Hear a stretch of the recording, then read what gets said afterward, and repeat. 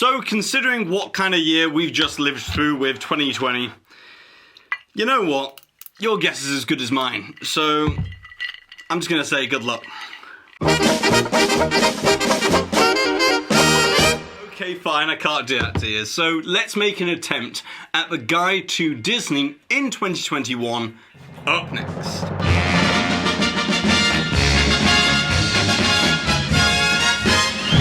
Hi there, Waltineers, I'm Jack, and this is, of course, DSNY Newscast. And first of all, I just want to say Happy New Year to all of you Waltineers, and I really hope that 2021 is an amazing year for all of you, and much better than 2020. And second of all, I've got to say that it was a little bit more difficult than usual to create an outline of the year ahead, as so much depends on macro factors and outside variables that make things a lot less than certain. So what I'm going to do in this video is I'm going to list everything that we can realistically look forward to from Disney in 2021 based upon previous announcements and logical deductions. So let's begin with January, as if Star Wars The Mandalorian has been the breakout sensation of Disney Plus so far, then Disney Plus in 2021 is going to be defined as the year of Marvel. And that begins with the first episodic series that will officially expand upon the Marvel Cinematic Universe when WandaVision begins streaming on January the 15th.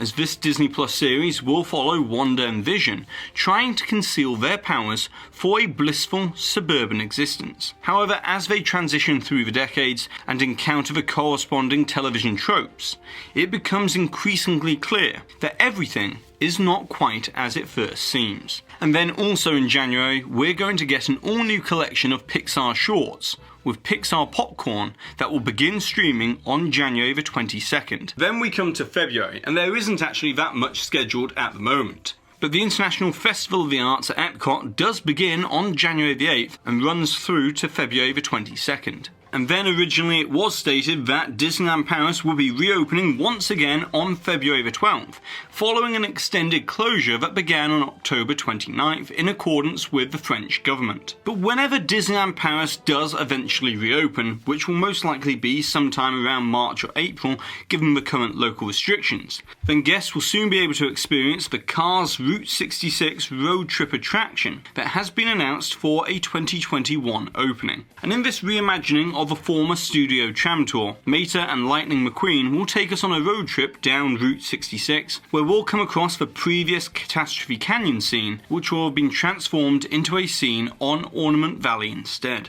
But then we come to March, and we'll see the return of the International Flower and Garden Festival at Epcot from March 3rd to July 5th.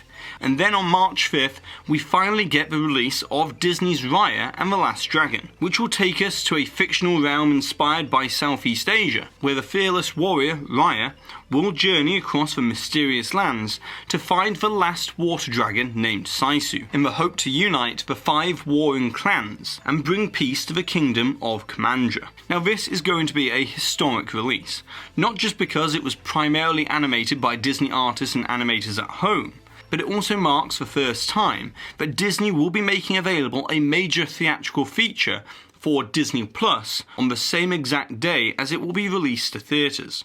However, this simultaneous release will use the same Premier Access feature on Disney Plus as Disney's Mulan used this past September. So it will most likely retain the same additional price of $29.99 for access, with unlimited streaming capability for that movie until it eventually comes to Disney Plus for free quite a few months later. But sticking with Disney Plus, on March 19th, we get the second Marvel series to begin streaming, with Falcon and the Winter Soldier, which will see Sam Wilson wrestle with the responsibility of being handed the mantle of Captain America after Endgame. And along with Bucky Barnes, they will team up to fight the anarchist group called the Flag Smashers. And lastly, another date to look for in March is Tuesday the 9th, as this is when Disney will hold their annual shareholders meeting, which isn't just incredibly important from a financial perspective to look at the health of the company for the next year, but it's also where in the past we've received Disney Park announcements such as the opening date for Star Wars Galaxy's Edge in 2019, and then also last year the ill-fated opening date for Avengers Campus in 2020. And this is actually a good segue to talk about one attraction that will definitely be opening in 2021. But the issue is when. as at the time of this recording, we are still yet to receive an official opening date for Remy's Ratatouille adventure over at Epcot. And despite the construction on the expansion to the France Pavilion being pretty much complete, along with the attraction going through the final stages of test and adjust, which means that it's nearly ready to open, if not ready to open right now. Unfortunately, that still doesn't mean it will logically open straight away. As the thing here is that any opening of a new attraction right now is going to be plagued by complex strategical dilemmas, with the biggest issue being public relations. As if Disney decides to open a brand new ride whilst much of the United States is still suffering through its second or third wave of COVID cases in the first few months of 2021, then it's going to look terribly irresponsible from an optics standpoint. Then secondly, Remy's Ratatouille adventure will most likely be an integral part of the major summer marketing campaign, and Disney will not want to open an attraction in the typically slow months of January or February, potentially losing the organic marketing reach, before there is renewed confidence in the tourism sector, thanks to widespread availability of COVID vaccines. But whenever Disney does decide to open this attraction, one thing that we can expect is most likely a boarding group style system to carefully control the capacity and physical spacing requirements in the new expansion area. And so with all of that taken into consideration, realistically the earliest time that this attraction will most likely open will be March, although personally I think it's more likely that we're going to get an announcement of an opening date around the March 9th annual shareholders meeting, with an official opening date sometime in April or May, with a long soft opening period a month or so before. But either way, guests will definitely be shrinking down to the size of a rat and scurrying around with Chef Remy on a culinary chase by summer of 2021. And then as we move into May, on the 7th, we'll see the beginning of a theatrical Phase 4 of the Marvel Cinematic Universe when Black Widow arrives in theatres, with this film to follow Natasha Romanoff between the events of Captain America Civil War and Avengers Infinity War, where she finds herself confronting a dangerous conspiracy from her past. However, this will be less like a typical superhero movie and more of an action-packed spy espionage that will probably have some big implications for the future of the MCU. And speaking of which, sometime in May, Marvel's Loki series will begin streaming on Disney+. And personally, this is the Marvel show that I'm most looking forward to, as this will see the God of Mischief brought before the mysterious Time Variance Authority organisation for stealing the Tesseract in Endgame and travelling through time, altering human history. And then lastly, still scheduled for a May 28th theatrical release, is Disney's Cruella, which is a live-action adaptation of 101 Dalmatians, but this time it's going to be a sort of origin story, with Emma Stone starring as Estella DeVille, a young fashion designer in 1970s London, making her designer name through her devilish love of fur. And now let's turn our attention back on over to the Disney parks, as we need to talk about Disneyland Resort in California, as there has been significant progress made and much of the work completed on the Avengers campus at Disney California Adventure. But to discuss this section, we must also take into account the much larger macro factors relating to the pandemic.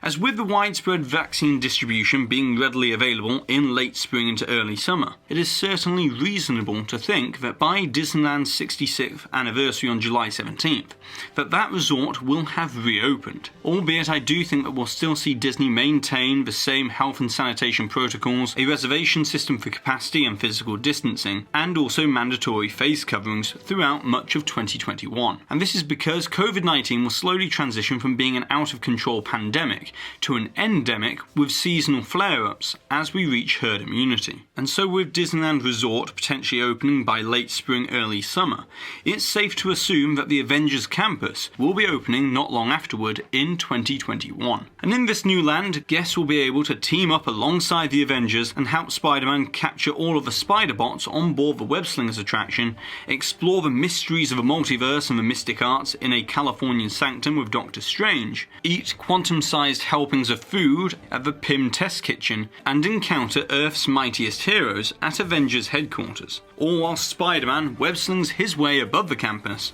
which is made possible by Imagineering's new Stuntronic technology.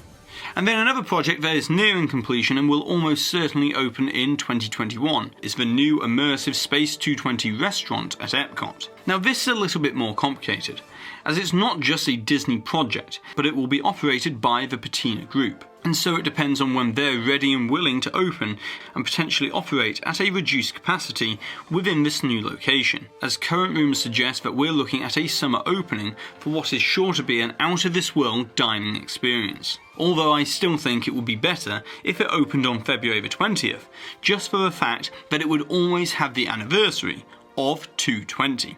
But then on June 18th, we're hopefully going to get a theatrical release for another Pixar original called Luca, which is a coming-of-age story about a boy named Luca and his best friend Alberto, as they experience an unforgettable summer in the beautiful Italian Riviera. But little do they know that a deeply held secret that they're really sea monsters from another world will threaten their very friendship. And then on July 9th, Marvel will release their second movie of the year with Shang and the Legend of the Ten Rings, which will strike a stylistically different tone, being a sort of hybrid between a martial arts and Marvel superhero movie.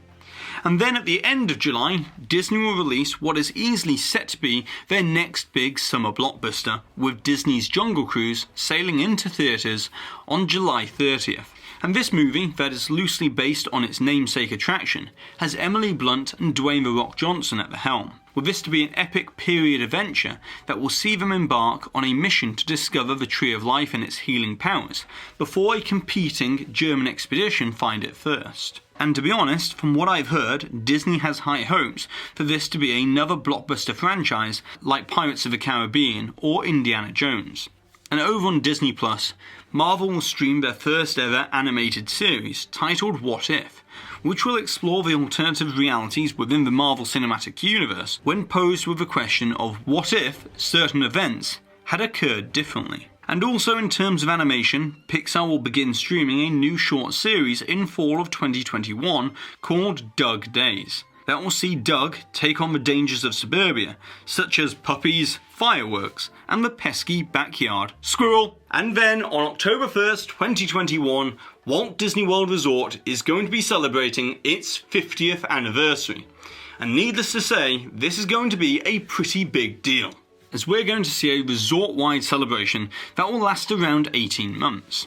However, knowing exactly when this celebration is going to start is a little harder to predict, as originally before the pandemic it was going to start around May of 2021, but now it's looking more likely that the celebration kickoff will happen in late summer or early fall instead. But either way, we'll definitely see the Magic Kingdom and all the other parks decked out for the 50th anniversary, with Cinderella Castle to receive a very special 50th overlay, which will include iridescent gold decorative elements attached to the castle, as the previous paint job is a permanent art direction to celebrate Cinderella's 70th anniversary instead. But in terms of the beginning of the anniversary celebrations this year, much of the focus will be on a return of special entertainment offerings in the fall of 2021. And as I've previously reported, the Tron Light Cycle Run roller coaster is most likely being pushed back to an early 2022 opening, with work set to be completed on the exterior, and then the project will be paused for work to resume in the second half of 2021. And this is further evidenced by the show building now being completely sealed up. And then Guardians of the Galaxy Cosmic Rewind is also said to be opening in summer of 2022, so that it can be touted as part of the 50th celebrations and also Epcot's 40th anniversary as well.